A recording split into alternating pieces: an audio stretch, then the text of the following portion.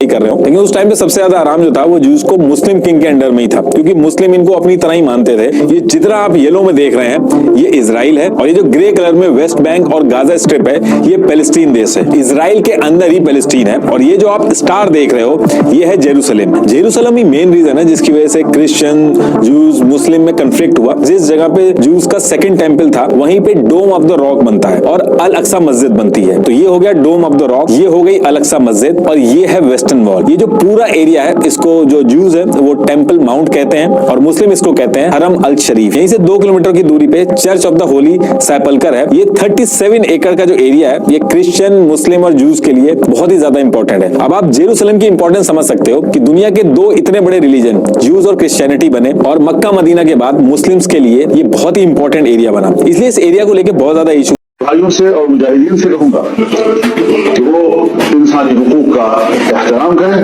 उसे तहफ़्फ़ुज़ दें, उसका लिहाज रखें, बच्चों, औरतों और आम शहरियों को गज़ंद न पहुंचाएं, उनकी जिंदगी तल्ख न करें। आप हैरान कुन बात देखें कि हमास जो है ये सुन्नी तहरीक है, उसमें भी सलफी अहले हदीस, लेकिन उनके ऑफिसेज में भी इमाम खुमैनी की तस्वीर लगी हुई होती है, जिस तरह आपके दफातर के अंदर मोहम्मद छिड़ चुकी है। 7 अक्टूबर सुबह 6:30 बजे की बात है, जब ज्यादातर इजरायली लोग अपने घरों में सो रहे थे कि अचानक से एयर रेड सायरन्स बजने लगते हैं। कुछ ही देर बाद रॉकेट्स बरसने लगते हैं इजराइल के शहरों पर हजारों की संख्या में। इजरायली डिफेंस फोर्सेस एस्टिमेट करती हैं 2200 रॉकेट्स फायर किए गए। हमास ग्रुप कहता है कि 5000 रॉकेट्स फायर किए गए। अब आमतौर पर इजराइल के पास एक आयरन डोम सिस्टम है। ये दुनिया के one of the best air defence systems में से है। जब भी रॉकेट्स की इस तरीके से बरसात होती है, ये लेटेस्ट मिलिट्री टेक्नोलॉजी का इस्तेमाल करके उन रॉकेट्स को इंटरसेप्ट करता है और हवा में ही डिस्ट्रॉय कर देता है, इजराइल देश को प्रोटेक्टेड रखने के लिए। लेकिन यहाँ पर 5000 रॉकेट्स फायर किए गए 20 मिनट के अंदर अंदर। ये आयरन डोम सिस्टम भी फेल रहा। हजारों की संख्या में इजराइल में लोग मारे गए और जख्मी हुए इन अटैक्स के चलते। ये सरप्राइज अटैक पिछले कई दशकों में सबसे बड़ा हमला है जो इजराइल पैलेस्टीन कॉन्फ्लिक्ट में देखा गया है, और ये याद दिलाता है योम किपुर वॉर की। आज से ठीक 50 साल पहले अक्टूबर 1973 में इजिप्ट और सीरिया ने इसी तरीके से एक सरप्राइज अटैक किया था इजराइल के ऊपर। उसके बाद एक वॉर छिड़ गई थी जिसे योम किपुर वॉर बुलाया जाता है, और अभी का ये हमला भी किसी फुल स्केल वॉर से कम नहीं है। हमास ने रॉकेट्स के अलावा एक मल्टी प्रोंग्ड अटैक किया है, जमीन से, समुद्र से और हवा से। इजराइल गाजा बॉर्डर पर मौजूद जो बाउंड्री वॉल लगी थी उसे तोड़ गिरा दिया गया एक बुलडोजर के द्वारा। कई पैलेस्टीनियंस इजरायली टेरिटरी के अंदर घुसते हुए दिखे, कई मोटरसाइकिल्स पर, कुछ मोटर पावर्ड हैंग ग्लाइडर्स के जरिए हवा के थ्रू इजराइल में घुसे। इसके अलावा समुद्र में स्पीड बोट्स के जरिए भी हमास के लोगों ने इजराइल पर हमला बोला। कई सारे इवेंट्स हुए यहाँ एक दिन के अंदर अंदर। इजराइल गाजा बॉर्डर पर मौजूद एक मिलिट्री बेस पर भी हमला किया गया, एक इजरायली टैंक को कैप्चर किया गया, कई इजरायली सोल्जर्स को कैप्चर कर उन्हें बंदी बनाया जा चुका है हमास ग्रुप के द्वारा। और बॉर्डर पर मौजूद जो इजराइल के गांव और शहर थे वहां पर भी हथियार ताने हमास के आतंकवादी अंदर घुस गए हैं। ढेरों बेगुनाह सिविलियंस यहां पर मारे जा चुके हैं, कईयों को हॉस्टेज बनाया गया है, और इजराइल ने रिस्पांस में एक स्टेट ऑफ वॉर डिक्लेयर कर दिया है। इजरायली मिलिट्री ने गाजा में भी एयर स्ट्राइक्स करी, जिसके चलते पैलेस्टीन में भी हजारों लोग मारे गए हैं और जख्मी हुए हैं। एक बार इस पूरी सिचुएशन का कॉन्टेक्स्ट समझने के लिए नक्शे पर नजर डालते हैं। इजराइल और पैलेस्टीन दोनों मिडिल ईस्ट में लोकेटेड हैं, जिनके नॉर्थ में है लेबनान का देश, नॉर्थ ईस्ट में सीरिया, ईस्ट में जॉर्डन, साउथ वेस्ट में इजिप्ट और वेस्ट में है मेडिटेरेनियन सी। इन दोनों देशों पर जूम इन करो तो ये बीच का एरिया इजराइल का देश है, और पैलेस्टीन की जो टेरिटरीज है वो 2 हिस्सों में बटी हुई है। एक है वेस्ट बैंक का रीजन जो जॉर्डन के वेस्ट में है, और दूसरी है गाजा स्ट्रिप जो इजराइल के साउथ वेस्ट में इजिप्ट को बॉर्डर करती है। वेस्ट बैंक में मौजूद पैलेस्टीनियन टेरिटरीज के बीच में कई इजरायली सेटलमेंट्स हैं जहां इजराइल का कंट्रोल है। इसे इलीगल कंसिडर किया जाता है यूनाइटेड नेशन और कई और देशों के द्वारा। इस वेस्ट बैंक में जो पैलेस्टीनियन टेरिटरीज हैं उन्हें एडमिनिस्टर किया जा रहा है पैलेस्टीनियन अथॉरिटी के द्वारा, जो फतेह के कंट्रोल में है। एक पॉलिटिकल पार्टी का नाम है। दूसरी तरफ गाजा स्ट्रिप में सिर्फ और सिर्फ हमास का राज चल रहा है। फतेह और हमास के बीच में अपना एक अलग कॉन्फ्लिक्ट रहा है हिस्टोरिकली, और हमास की बात करी जाए तो ये एक एक्सट्रीमिस्ट पैलेस्टीनियन ऑर्गेनाइजेशन है जिसे ज्यादातर देशों के द्वारा एक आतंकवादी संगठन माना जाता है। Canada, European union, Israel, Japan, Australia, USA और यूके हमास को एक टेररिस्ट ऑर्गेनाइजेशन डेजिग्नेट करते हैं। लेकिन दूसरी तरफ इसे टेररिस्ट नहीं कंसिडर किया जाता Brazil, China, Egypt, Iran, Norway, कतार, रशिया, सीरिया और टर्की के द्वारा। फिर कुछ देश ऐसे हैं जो हमास के सिर्फ मिलिट्री विंग को एक टेररिस्ट ऑर्गेनाइजेशन मानते हैं, जैसे कि न्यूजीलैंड और पैराग्वे। ये चीज जियोपॉलिटिकली काफी रेलेवेंट है, क्योंकि आप आगे देखेंगे आज जो सिचुएशन हो रही है, दुनिया के अलग अलग देश उस पर कैसे रिएक्ट कर रहे हैं। अभी के कॉन्फ्लिक्ट का जो नक्शा है वो देखा जाए तो आप देख सकते हैं गाजा स्ट्रिप रेड कलर में है, और इजराइल की टेरिटरी के कितना अंदर घुस गए हैं पैलेस्टीनियन मिलिटेंट्स, ये आप ब्लू कलर से देख सकते हैं। हमास के मिलिट्री कमांडर मोहम्मद अल दिफ ने इस पूरे हमले को ऑपरेशन अल अक्सा फ्लड का नाम दिया और कहा कि हमास ये इसलिए कर रहा है क्योंकि इजराइल ने पैलेस्टीनियंस के ऊपर अत्याचार किया। स्पेसिफिकली ये रिस्पॉन्स है अल अक्सा मस्जिद में जो हुआ था उसका। अगर आप जानना चाहते हैं जेरूसलम में मौजूद इस अल अक्सा मस्जिद में क्या इशू उठा था तो उसकी बात मैंने 2 साल पुराने इस वीडियो में करी थी। इसका लिंक नीचे डिस्क्रिप्शन में डाल दूंगा, जाकर देख सकते हैं। सुबह 6 बजे के करीब इसराइल के टाइम के मुताबिक फलस्तीन की एक पॉलिटिकल जमात है प्लस वो जिहादी तंजीम भी है हमास, उसने 7,000 के करीब ऑलमोस्ट छोटे छोटे रॉकेट्स फायर किए इसराइल के ऊपर। इसराइल का जो डिफेंस सिस्टम है वो दुनिया में टॉप के ऊपर है, आप समझ लें। इसीलिए उनका ये दावा है कि उनकी जो सरजमीन है उसमें अगर कोई एयर अटैक होगा उसे वो काउंटर कर लेते हैं। आयरन डोम का नाम दिया उन्होंने कि यहां कोई चीज एंटर नहीं हो सकती। लेकिन चूंकि वो तादाद में ज्यादा थी तो कुछ जगह जाके रॉकेट गिरे। वो रॉकेट कोई बड़े नहीं थे, छोटे साइज के थे, वो बहुत बड़े लेवल के ऊपर तबाही नहीं हुई। लेकिन बहरहाल उनके एतबार से तो बड़ी तबाही है। उनकी सिक्योरिटी का फेलियर था कि उनकी एजेंसी जो टॉप के ऊपर मानी जाती है उसके बावजूद उन्हें पता नहीं चला कि हमास क्या प्लानिंग करके बैठी हुई है। बैक वक्त उन्होंने रॉकेट भी फायर किए और जमीनी हमला भी किया, नेवी के थ्रू भी किया, जो उनके पास गिवन रिसोर्सेज है तो वो कमजोर से लोग हैं एज कंपेयर टू इसराइल के। उसके बाद इंटरनेशनल मीडिया में जाहिर है जो रिएक्शन आना था वो जेन्युइन था। अमेरिका ने, यूरोप ने, इंडिया ने, सब ने सपोर्ट की इसराइल की कि उनके साथ इस एतबार से ज्यादती हुई है कि उनके ऊपर इस किस्म का एक मिलिटेंट ग्रुप की तरफ से अटैक करना ये एक गलत अमल था।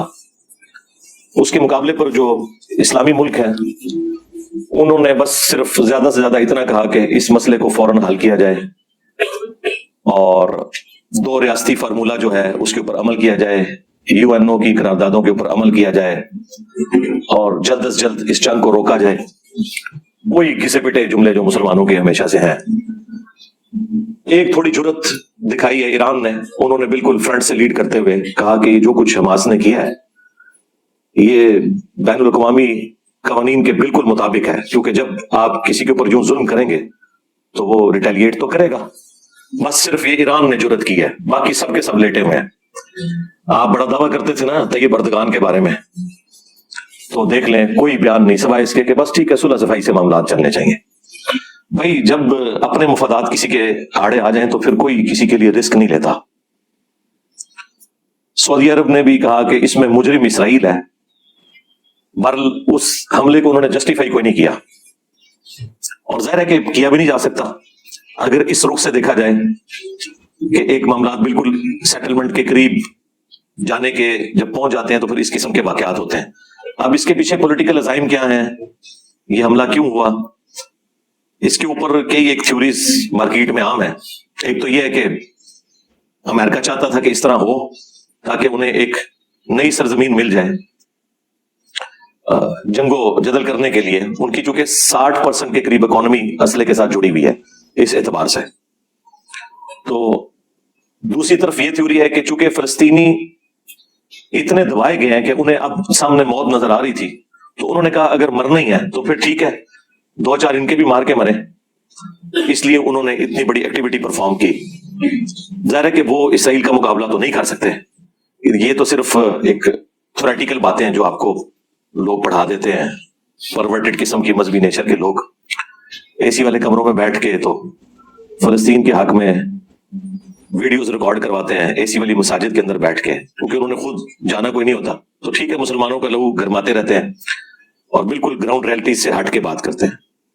और फिर हमें ये मिसालें देते हैं सहाबा इकराम अलैहिम रिदवान की कि उनके पास भी असला इतना नहीं था, उसके बावजूद वो कुफार के ऊपर गालिब आए।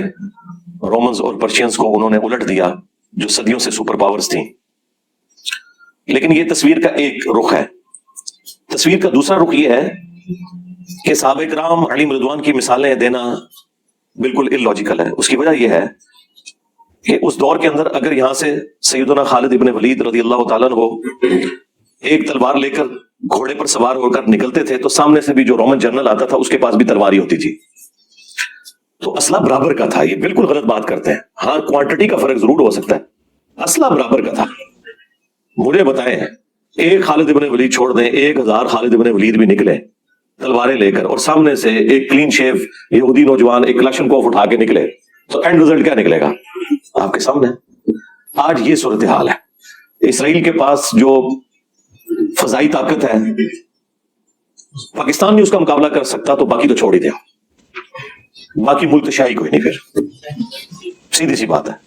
तो इस किस्म के जज्बाती जुमले बोलकर लोगों को उकसाना कि ताकि यहां से लोग जाएं और वापसी पे हम उनके लाशें भी रिसीव ना करें, गायबाना नमाज जनाजा पढ़ रहे हो, तो ये बिल्कुल जज्बाती जुमले हैं। हमारी क्या जिम्मेदारी है इसके ऊपर? आज से ऑलमोस्ट 2 साल पहले की बात है, मई 2021 के अंदर जब रमजान मुबारक का आखिरी अशरा चल रहा था, तो आपको पता है कि इमाम खुमैनी ने जुम्मतुल वदा जो रमजान का आखिरी जुमा है उसे यौम कुद्स यानी बैतुल मक़दिस की तरफ मंसूब किया हुआ है। पूरी दुनिया में यह मनाया जाता है। आप हैरान कुन बात देखें कि हमास जो है ये सुन्नी तहरीक है, उसमें भी सलफी अहले हदीस, लेकिन उनके ऑफिसेज में भी इमाम खुमैनी की तस्वीर लगी हुई होती है, जिस तरह आपके दफातर के अंदर मोहम्मद अली जिन्ना की तस्वीर लगी होती है। दूसरी तरफ हिजबुल्लाह जो शिया तहरीक है, वो भी इसराइल के खिलाफ लड़ रही है, उसने भी हमास की सपोर्ट कर दी है इस मसले में। यानी वहां पर यानी आग और पानी का मिलाप है, क्योंकि दुश्मन कॉमन है, किधर अहले हदीस सुन्नी और कहां पे शिया, और इसराइल दुश्मनी में दोनों इकट्ठे हैं। तो इमाम खुमैनी ने चूंकि इसे यौम कुद्स डिक्लेयर किया था, तो वो हर दफा जुम्मतुल वदा के दिन ज़ाहिर बैतुल मक़दिस के अंदर भी उसे मनाया जाता है, मस्जिद अक्सा में, मस्जिद इलिया भी उसे कहा जाता है, बैतुल मक़दिस भी हम कहते हैं, यरूशलेम उस सिटी का नाम है। ये लफ्ज है बैतुल मक़दिस, बैतुल मुक़द्दस लफ्ज नहीं है, बैतुल मक़दिस इसकी ट्रू प्रोनाउंसिएशन है। तो उसी दौरान इसराइली फौज जो है वो घुस गई मस्जिद अक्सा के अंदर, और आपको पता है बेहुरमती उन्होंने की। तो उस वक्त मैंने 1.5 घंटे की एक वीडियो रिकॉर्ड करवाई थी, बैतुल मक़दिस और मसला फिलिस्तीन से मुताल्लिक जवाबी बयानियां। वो काफी तफसीली वीडियो है, वो मैं आज दोबारा से रिपीट नहीं कर सकता। इसी क्लिप के नीचे हम डिस्क्रिप्शन में दे देंगे इंशाल्लाह, ताकि अगर किसी को शौक है तो वो देख ले। उसमें मैंने 10 इल्मी पॉइंट्स जो टास्क थे इस्लामी हुकूमतों के करने के वो बताए थे, और 3 बताए थे कि जो अवामुन नास के करने का काम है, क्योंकि अवाम बड़ी गिल्टी फील करती है कि जी अब हमें जिहाद करना चाहिए या नहीं करना चाहिए। आप जिहाद क्या कर सकते हैं? एक 9 मई के बाद आपने देख लिया कि आपके अंदर कितनी ताड़ है, छड़ दो गला।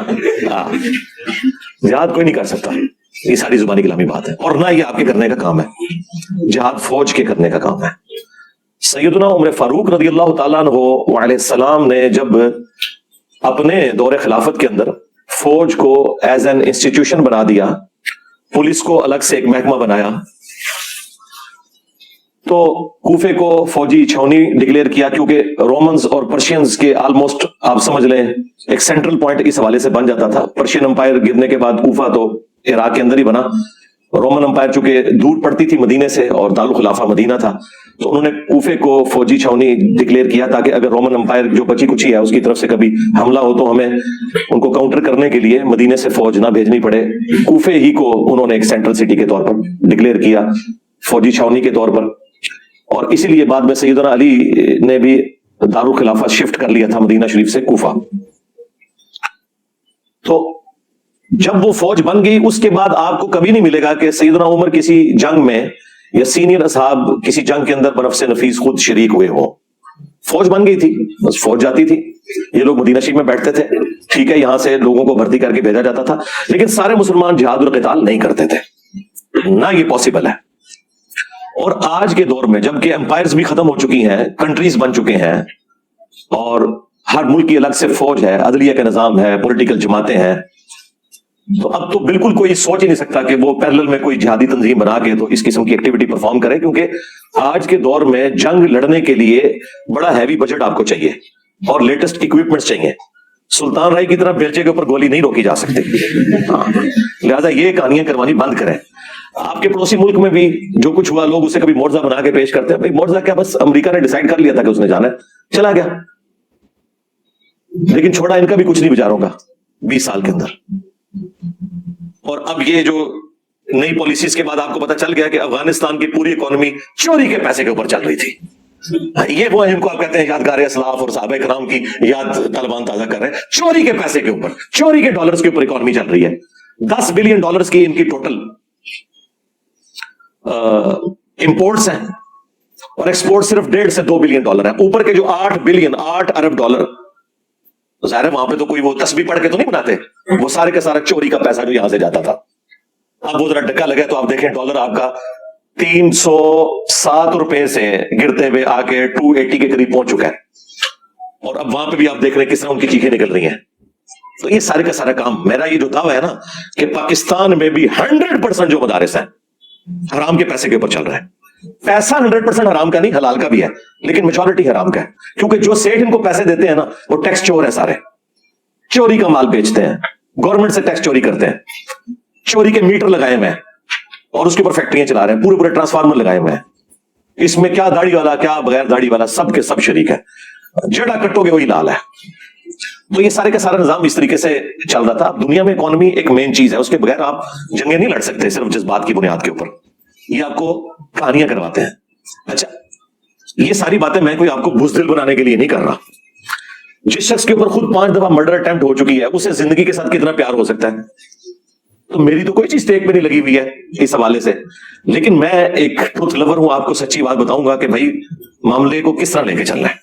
रह गई वामुन नास, उसका काम बस इतना ही है कि वो ईमानदारी के साथ अपने टैक्सेस दे जो हम दे रहे हैं। ज़ाहिर है अक्सर यहां पे ये भी बात होती है कि पाकिस्तानी कौम टैक्स नहीं देती, यहां का अशराफिया टैक्स नहीं देता। अवामुन नास तो बेचारी साबुन की टिकिया के ऊपर भी टैक्स दे रही है, अपने मोटर बाइक के अंदर 1 लीटर पेट्रोल जो डलवाती है उसमें आधा वो टैक्स दे रही होती है।